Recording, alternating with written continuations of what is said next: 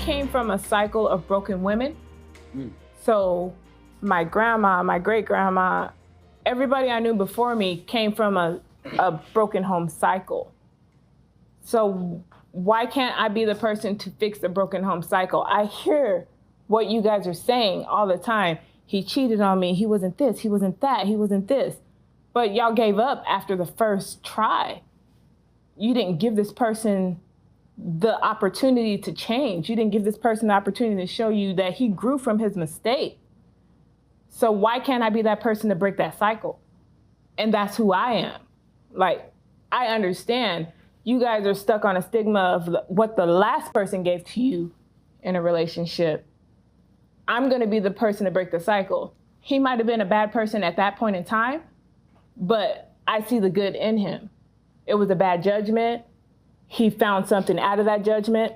Let's carry forward and move on. Like, there's no reason to keep stuck on that same predicament in that same moment. Right. I've never seen Rico like this. Poetic. I am so happy. You know what? But no, they got to answer too. They got to answer. Yeah. I'm sorry. Yeah. I got excited. To me, I wouldn't put no gender on it, because when we talk about multiple relationships, we have to also understand we're involving ourselves into these relationships. If one relationship is hard for you, 2 relationships, 3, multiple, any relationship is going to be way more problems for you. Is to actually fulfill these relationships, be everything to these relationships, know that these relationships are not identical, so you have to fulfill them in individual ways. So I think when people get overwhelmed, they find the easier route. We know a lot of people find easier routes with anything in life. So I think it kind of drifted in that sense. And of course, basic to laws and everything, that kind of put, bigamy and everything into place for that. But if we're able and capable, now people are looking in a different light. A lot of people are practicing non-attachment. They don't want to chase to fill a void. They want to attract whatever's organic for them, filling themselves.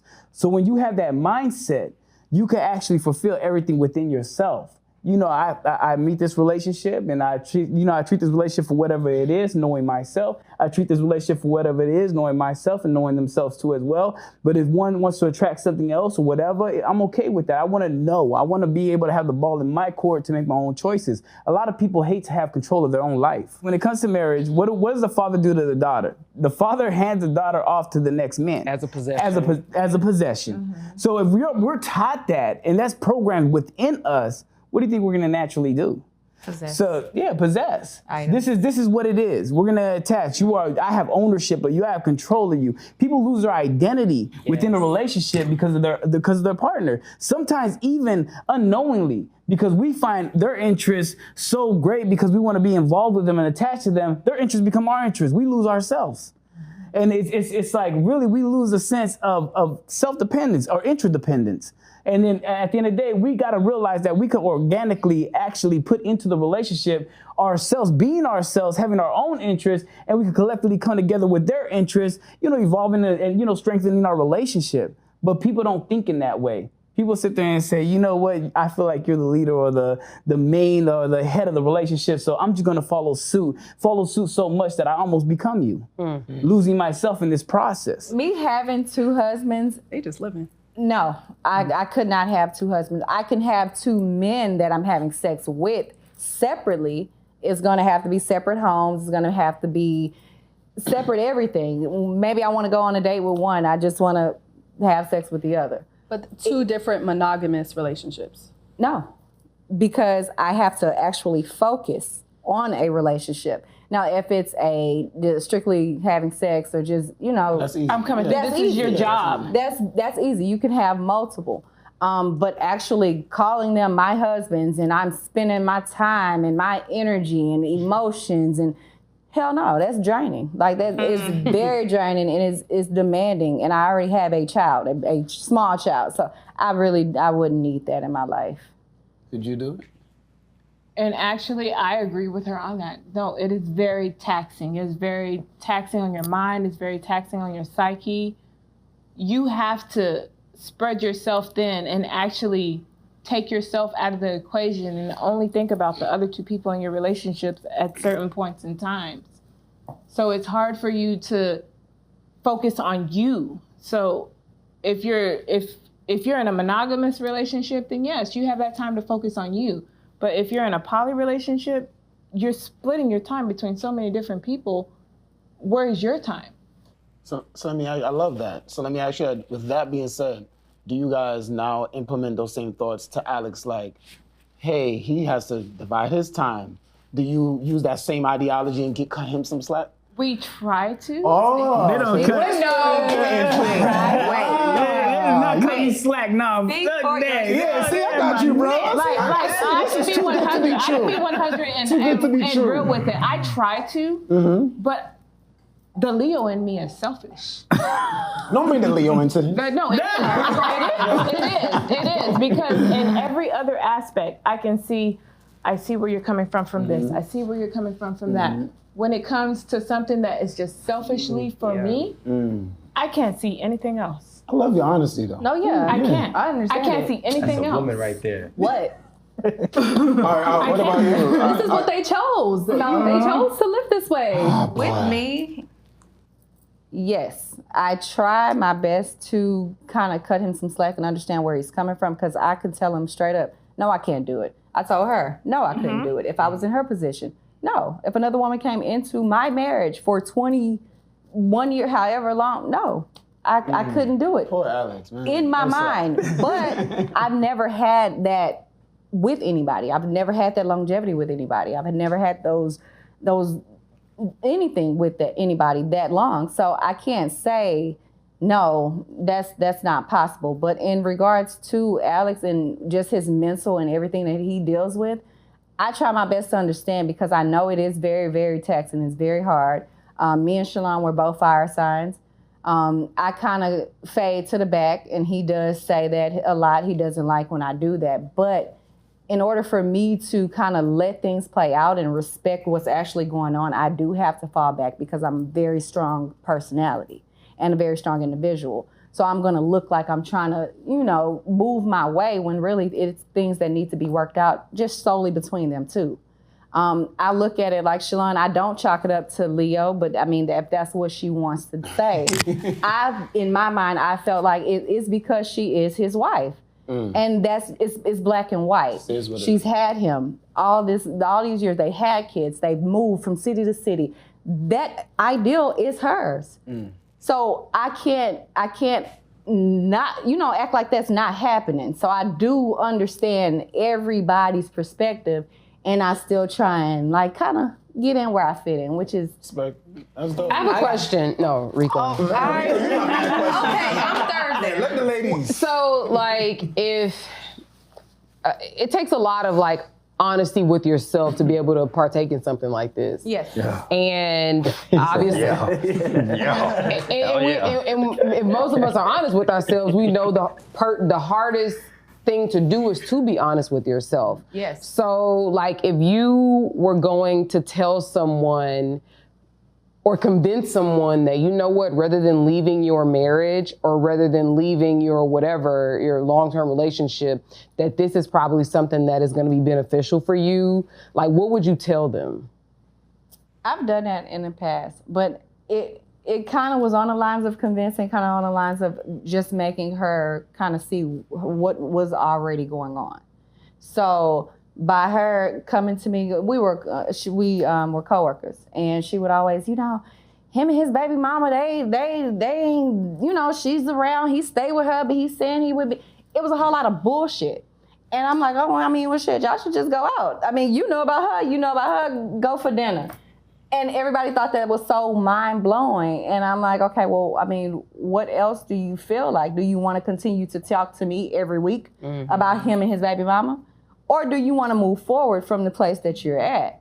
Because if you know about her, she knows about you, he knows that y'all know about each other. What's the problem? All of y'all sit down.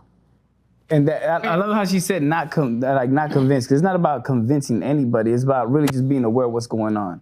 If we know about each other, we know what's going on, how long are we going to really play this game of deceit? How long are we going to play this game of, problems, being anger, hostility, but you still showing up to my door every day? Right. So it's let's go ahead and sit down, put everything on the table and figure it out. Can we actually get along? Can we see what's going on? Or do we got to really, dismantle this whole situation? But we obviously know about each other, and every time we come around each other, we're fighting. For what? What's the reason? We look ridiculous. And then my conversation with people is, Okay, so you've been going through the same cycle with this person and they're having sex with this person, they're cheating on you with this person. What's your next move? If you're not gonna change anything to change the situation or you're content with being where you're at, why are we continuing to have this conversation every week? All right. Yeah. So you have one or two choices, change the situation or be content with where you're at. I got a question for you, Alex, right? Of course you do. This is kind of a funny question. Child, Rico, I never seen Rico ask so many questions in my life. Lord. I love Right. Rico's been blushing. Rico is fanboy. No, first of all, I am not fanboy. you're I am in blushing. much You need some respect. paper? Blushing. Fan me down. Here, give Rico the fan. Yeah, give it to him. You might as well. Look, all right, listen. So here's a question, but I want you ladies to also chime in too, right? Okay. Alex, right? Because this is my biggest fear, right? Oh, boy. Have you ever had both? Hold on, because I can envision it. Why do I I can have to envision know it. where I know what this question Have is you ever going had to? both of them gang up on you? Fucking Of course. Right? Right, so Yeah, that's I funny didn't as even hell. answer a question like that. Yeah.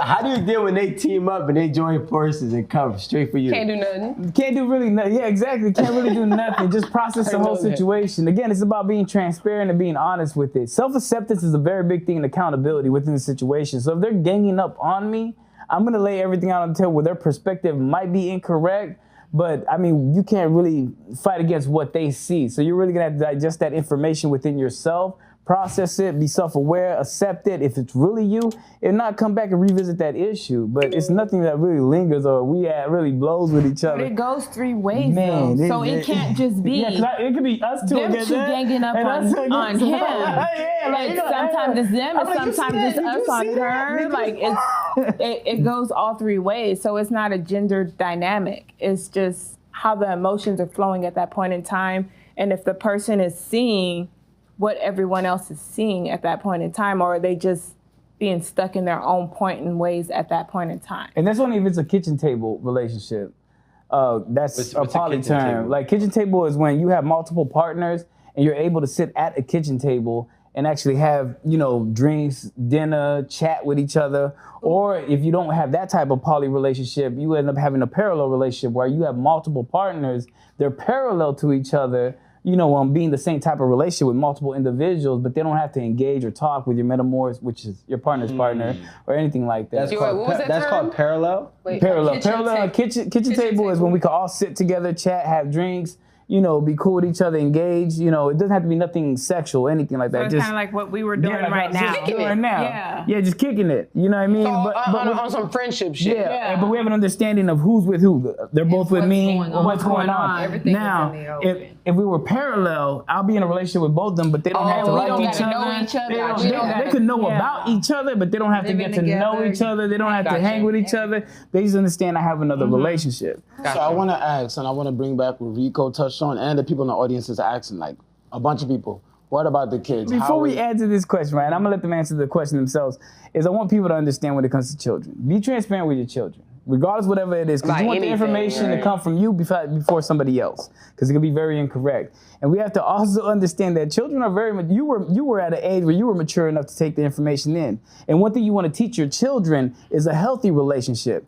Because mama could be trapped in the basement while daddy playing games. It could be, the relationship could just be a stuck relationship with no love or intimacy going on. And that's what they could just feel like, hey, I got to make it work. And instead of finding healthy relationships. But how do you think the kids took it? Do you have boys or girls, by the way? I have one boy, two girls. And they all want monogamous relationships. But you guys have a boy and a girl. Yeah, we have. Right. What she want?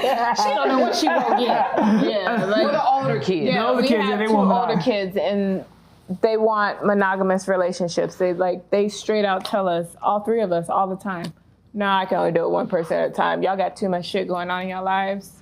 I can only- around for the Yeah, they've been around through the whole building of our relationship. As a third party.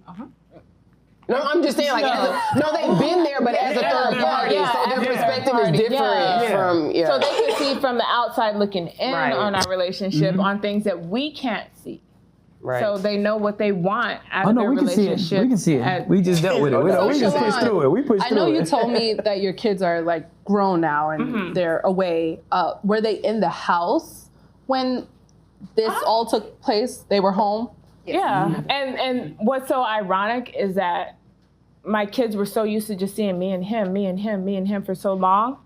When we inserted Chantel into the picture, they were like, okay, this is where mom has a friend. Where the hell does she come from? And why is she here every night? What age when they first went to them? What age are they now? Like 14, 15. 14, but we're very No. transparent. Yeah. So when this that's first why I happened, said, 14, 15. and we're very transparent with our children. So it wasn't too much to where they were like, what's going on? It was like, okay, let me find out. Let us sit down. Family And meeting. once We had they family picked up meetings. what So it was was going like, on, they were like, oh, okay, yeah. cool. I have a question, right? So, Do the kids, so for example, your kids, what do they refer to you as? And your 1-year-old, what do you want her to refer to her as? Okay, so they call me by my name, but when they refer to me as, it is stepmom. Okay. And my baby, she calls her Lonnie Line, like it's a nickname. Oh, she talks. Yeah, so she's trying. She's turned 1, so she just barely started making words. She's trying. She knows the difference. Mom, Yaddy, Lonnie Line. So she calls her Lonnie Line. I think But growing up, as she begins to get older, of course, she's going to address her to other people as that is my stepmom.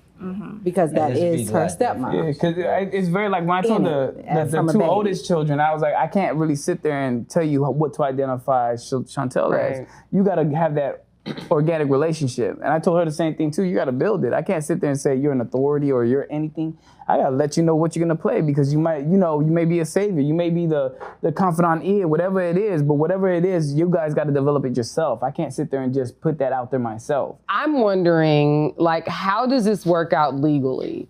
As far as like, I see all of you all have on, right.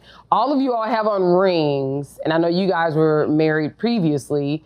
So how does it work out with the three of you, being in a relationship and being in a union?